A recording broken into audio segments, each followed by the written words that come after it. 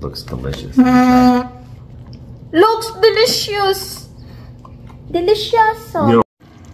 I think it's done already. You think it's done?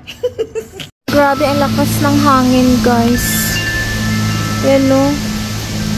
Yung chimes ni Pam, tunog ng tunog. Para silang nagmamarcha. Ang dami nila.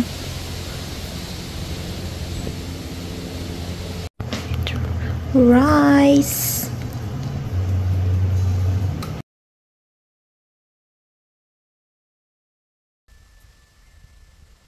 Hello guys! Panibagong buhay na naman tayo dito sa Amerika. Buhay tambay nga muna ako dito guys ng ilang buwan. At hindi ko pa alam kung kailan pa ako makakaroon ng aking working permit.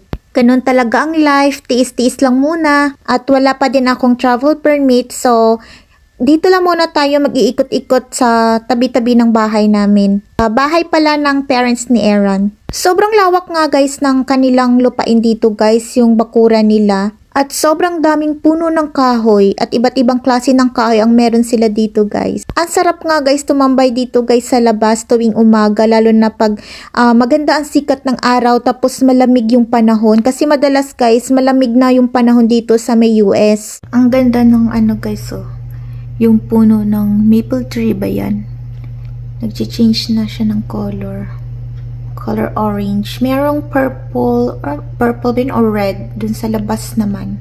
Sa isang side. Wala masyadong ibon ngayon kasi nagmamigrate na sila guys sa ibang lugar na hindi malamig. Kasi pa-winter na. Ayun, ang lakas ng hangin guys. Pero ang ganda ng araw. Wow, perfect day. May konting lamig lang siya. Daming mga dahon ang mga nahuhulog sa sobrang lakas ng hangin. Gosh. Yan kitang-kita niyo guys. Yan sipag-lipag. May mga turkey guys na dumating. Kailangan tahimik lang para hindi sila umalis. Naghahanap sila ng foods.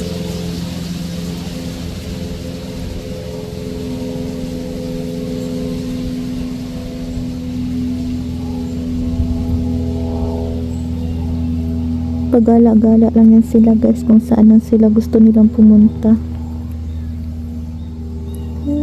Cute nila tingnan. My brunch. Noodles is life. At ako lang ngayon mag-isa dito guys. Si Aaron pumunta na ng work. At yung parents niya ay nasa galaan. So ganito nga guys yung ginagawa namin guys pag free time namin. Lalo na pag boring kami sa loob ng bahay. So nandito nga kami guys sa woods. Sa may lupain nila ni Aaron. Sa likod lang to ng bahay nila guys. At sobrang lawak talaga nito guys. Pag pumupunta kami dito guys. Lalo na pag may mga occasion at may mga bisita. Dinadala kami dito guys ni Lyle. At sumasakay kami sa parang golf cart. Basta yung parang maliit lang siya na sasakyan na pwedeng makapasok dito. Tapos parang feeling mo na sa sa may Jurassic Park. Iba't ibang puno guys ang meron dito guys sa kanilang woods. At sobrang dami guys ng puno ng kahoy. At yung mga nahuhulog or yung mga namamatay ng puno ay binibenta nila guys. So kasama ko nga dito guys yung mami daddy ni Aaron, naglalakad kami dito. Parang ito na rin guys yung bonding moments namin. Excited ako dito guys pag winter na kasi sobrang white dito. So pabalik-balik na kami dito guys kasi gusto naming makita yung mga trees na nag-change na ng color kasi sobrang dami ditong mga maple tree na magaganda ang dahon na pag nag-change na ng color. So meron nga pala sila dito guys yung maliit lang na bridge. Medyo takot nga guys, dumaan pa yung nanay ni Aaron pero ako sanay na ako sa mga matataas na mga bridge.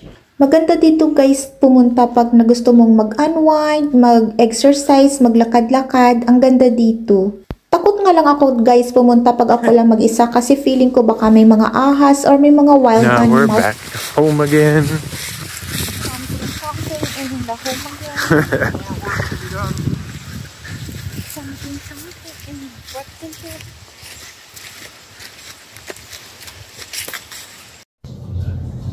At dahil nga guys, marami kaming kalabasa dahil ginamit namin nung decoration ng wedding namin. So, sabi ko gagawa ako ng Filipino foods. So, yung naisip ko guys is yung ginataang kalabasa na may sitaw at mga iba't iba pang gulay at karne ng baboy.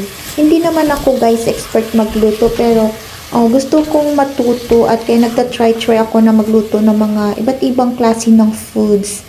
At lalo na yung mga Filipino foods. Gustong-gusto nila na magluto ako kasi gusto din nilang matry yung mga Filipino foods. Very supportive na sila guys. Pag sinasabi kong magluluto ako ng Filipino foods, bumibili agad sila ng mga ingredients. Tapos tinutulungan nila ako kung ano yung mga kailangan ko. So yan nga guys, ginawa ko guys.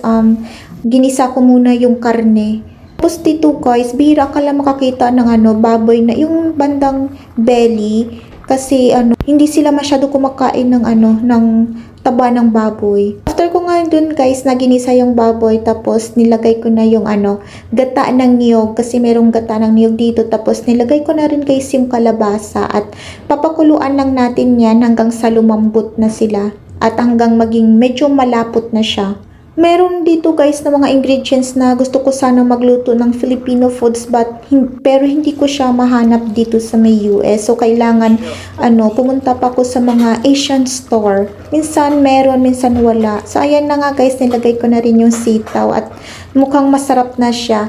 At ang kagandahan nito guys at nagustuhan talaga nila tuwing nagluluto ako guys ng Asian foods. Nagugustuhan nila. Ewan ko lang kung totoo talaga nagustuhan nila. Pero kasi makikita mo naman sa kanila na pabalik-balik silang kumukuha ng foods pag nagugustuhan nila. I thought peach mango. Mango. Mango! Mango flavor! Mango. Or did you show? You didn't even show them the whole package? Like, package, that's what it is.